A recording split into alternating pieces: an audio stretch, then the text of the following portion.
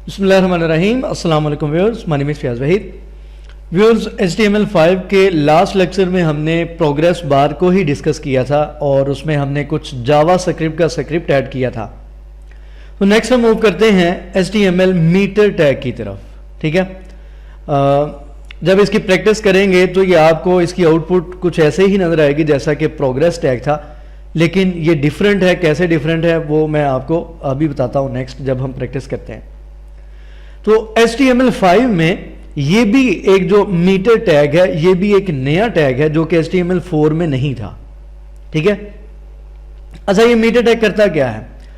ये बेसिकली आपको ये बताने के लिए, फॉर एग्जांपल आपने देखा होगा कि आप की जो ड्राइव है, C ड्राइव है, D ड्राइव है या E ड्राइव है, उसकी मेजरमेंट आपके सामने नजर आ रही होती है कि इतने जीबी आपकी डिस्क फ्री है और इतने जीबी आपकी जो डिस्क है वो ऑक्युपाइड है। ठीक है, वो क्या है? बेसिकली वो मेजरमेंट होती है। वो किस तरीके से मेजरमेंट कैसे शो करवाई जाती है उसके लिए हम यूज करते हैं मीटर टैग। ठीक है, किसी भी किस्म की मेजरमेंट हो सकती है, जरूरी नहीं कि डिस्क की जो यूजेज है उसकी हम बात कर रहे हैं। इसके अलावा और भी बहुत सी एग्जांपल्स होती हैं। वो एक जनरल एग्जांपल है जो कि आपको पता है, जैसा कि अगर मैं यहाँ पे, ये मेरे पास ड्राइव्स हैं, CDE ड्राइव आपके सामने ये नजर आ रहा है कि यहाँ पे मेरे पास इतनी स्पेस फ्री है, वाइट कलर में है, जो ऑक्युपाइड है ब्लू कलर में नजर आ रही है। अगर तो स्पेस एक लिमिट से ज्यादा, यानी कि एक रेंज जो इन्होंने फिक्स की होगी विंडोज में, उससे ज्यादा है तो वो उसको रेड कर रहा है। तो ये बेसिकली इसके लिए HTML5 में मीटर टैग यूज किया जाता है जो कि ये मेजरमेंट करके बताता है कि कितनी स्पेस ऑक्युपाइड है या कितनी फ्री है। अच्छा जी, यहां पे एक दो पॉइंट्स लिखे हैं। HTML meter tag is used to measure data with in a given range. ठीक है, एक रेंज 0 से 100 तक आपने रेंज दी है, तो मीटर टैग हमें बताता है कि उतनी रेंज में कितने % डाटा मौजूद है और कितने % स्पेस फ्री है। It defines a scalar measurement with range. It is also known as a gauge. ठीक है, इसको गेज का नाम भी दिया जाता है। It should be used to display disk usage, voting population, etc. इसके अलावा बहुत सी एग्जांपल्स हो सकती हैं। मतलब ये है कि आप कोई मेजरमेंट शो करवाना चाहते हैं कि कितने % है ये वैल्यू, तो उसके लिए हम मीटर टैग को यूज करते हैं। प्रोग्रेस बार एक डिफरेंट चीज है। प्रोग्रेस बार आपको प्रोग्रेस बताती है कि कोई भी चीज डाउनलोड कितने % हो रही है या कितने % अपलोड हो चुकी है, वो उसकी प्रोग्रेस बताती है। जबकि मीटर टैग एक डिफरेंट टैग है और डिफरेंट इसकी कह लें कि इसकी प्रॉपर्टीज डिफरेंट हैं और इसका मकसद डिफरेंट है। बेसिकली आप इस तरीके से कह लें। अच्छा जी, इसके लिए हम मीटर का टैग यूज करेंगे और इसके कुछ एट्रीब्यूट्स हैं, ये आपके सामने टेबल नजर आ रहा है। उनको डिस्कस करने से पहले हम यहाँ पे इसको नॉर्मल यूज करके देखते हैं। फॉर एग्जांपल डिस्क यूजेज, मैं वैसे एक हेडिंग दे देता हूं। ठीक है, और यहां पे हम यूज करते हैं मीटर टैग। इसको इस तरीके से क्लोज किया जाएगा। चूंकि ये HTML5 में नया टैग है तो आपके पास जो ब्राउजर है वो इसको सपोर्ट करता हुआ होना चाहिए। अगर जो ब्राउजर इसको सपोर्ट नहीं करता तो आप यहां पे कोई भी चीज लिख सकते हैं जो कि आपको स्क्रीन पे शो हो जाएगी, अगर तो मीटर टैग को आपका ब्राउजर सपोर्ट नहीं करता। ठीक है,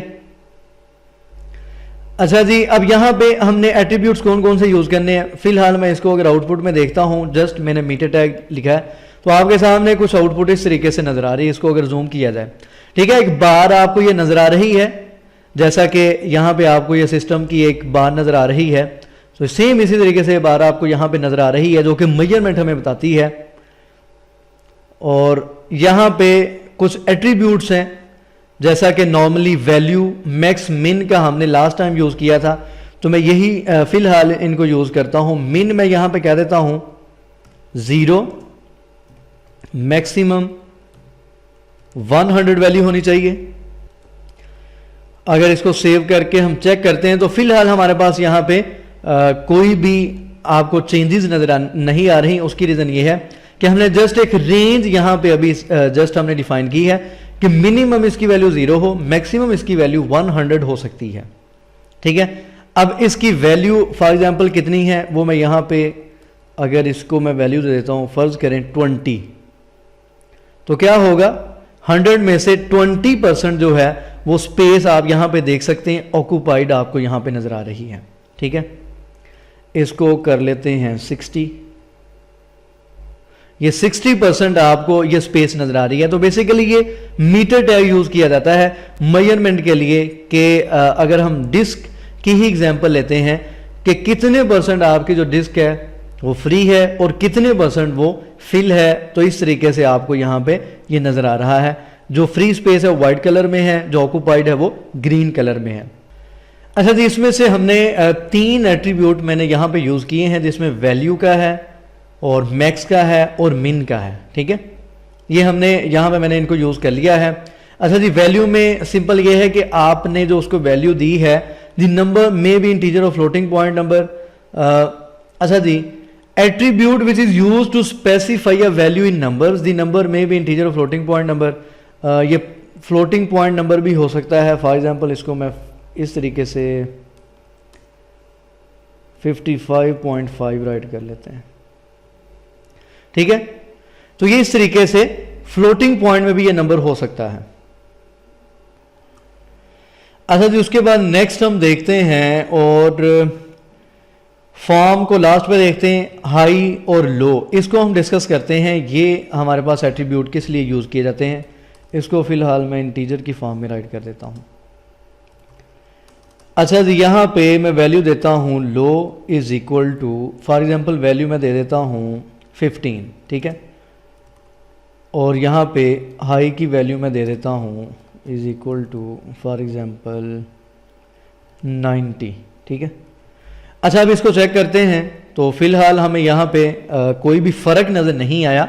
ठीक है, वैसा ही है। अब हम क्या करते हैं, मैंने यहाँ पे कहा कि लो इसकी 15 है और हाईएस्ट वैल्यू इसकी 90 है। अब मैं क्या करता हूँ, इसको 60 की बजाय मैं करता हूँ 10। एक रेंज से इसको हम नीचे ले जाते हैं, तो आप यहाँ पे देख सकते हैं कि इसका कलर चेंज हो गया है कि आपने जो रेंज दी है उससे नीचे है इसकी वैल्यू, या इसी तरीके से मैंने यहाँ पे 90 वैल्यू दी है और इसको मैं यहाँ पे कर देता हूँ 95। ये रेंज से ऊपर है तो फिर भी ये येलो कलर नजर आ रहा है, जैसा कि आपको ड्राइव में यहाँ पे रेड कलर नजर आ रहा होता है। यहाँ पे लो की तो रेंज नहीं यूज की जाती, लेकिन हाई की यूज की जाती है। तो यहाँ पे हम लो और हाई दोनों को इस तरीके से यूज कर सकते हैं कि अगर तो 15 से वैल्यू नीचे हो, 15 नहीं है, और इसी तरीके से 90 फॉर एग्जांपल यहाँ पे अगर मैं 90 करता हूं तो फिर देखते हैं, तो फिर वो नॉर्मल ही नजर आएगी। अगर तो 90 से अबव है, 1% हो या कुछ पॉइंट में हो, इसी तरीके से 15 से बिलो है, तो इसका कलर चेंज नजर आपको नजर आएगा, क्योंकि आपने जो रेंज फिक्स की है वो वैल्यू उससे या तो नीचे है या उससे ऊपर है। तो ये बेसिकली जो 2 एट्रीब्यूट यूज किए जाते हैं, हाई और लो के, इनका ये मकसद है, it specifies a range that is considered as a high value, और ये है एज वैल्यू लो वैल्यू। ठीक है, is considered as low value. तो ये 2 एट्रीब्यूट्स हो गए। उसके बाद नेक्स्ट हमारे पास है ऑप्टिमम का और फॉर्म का एट्रीब्यूट। ठीक है, ये दोनों एट्रीब्यूट जो हैं फिलहाल इसको मैं यूज कर देता हूं, लेकिन ये फिलहाल आपको इसकी आउटपुट कोई नजर नहीं आएगी। फॉर्म का जो एट्रीब्यूट है उसको हम पहले यूज करते हैं। फॉर एग्जांपल उसका मकसद बेसिकली ये होता है कि अगर तो फर्ज करें आपका यहाँ पे आपने एक फॉर्म भी क्रिएट किया हुआ है,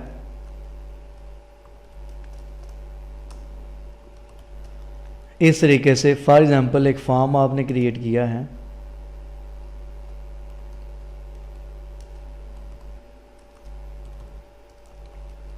input type is equal to text, name is equal to name. ठीक है, ये हो गया, और बटन